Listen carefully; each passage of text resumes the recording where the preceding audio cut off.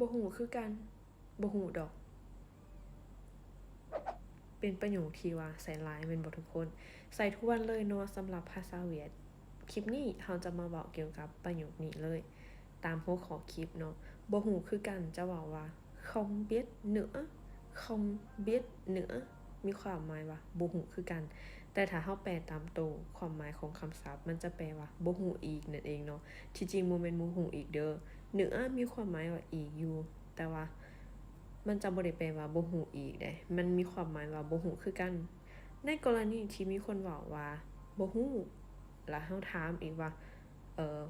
ผู้หนึงอีกว่าฮู้อยู่บ่เขาก็เลยว่าบ่ฮู้คือกันก็จะบอกประโยคนี้ không biết nữa ตัวอย่างว่า em không biết nữa น้องก็บ่ฮู้คือกันนะหรือว่า em cũng không biết nữa เนาะน้องก็บ่ฮู้เช่นกันคือกันนั่นเองเนาะบ่ฮู้ดอกจะเว้าว่า không biết đâu không biết đâu เนาะหรือว่าเป็นเสียงของภาคใต้ก็ không biết đâu จังซี่เนาะ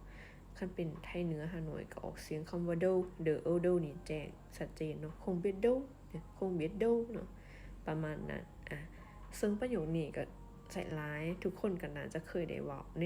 มือนึงตรงนี้เนาะใครบอกประโยคนี้แดกคอมเมนต์แชร์คำศัพท์ใหม่ประโยคใหม่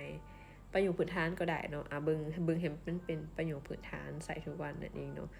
กะคลิปนี้มาใช้คำศัพท์เพียงเท่านี้มีคลิปหน้าอยากให้เฮ็ดเนื้อในหยังคำศัพท์หยังก็คอมเมนต์ไว้ด้วยทุกคนขอบใจที่เบิ่งจนจบเด้อกับเอิ้นหมดเงย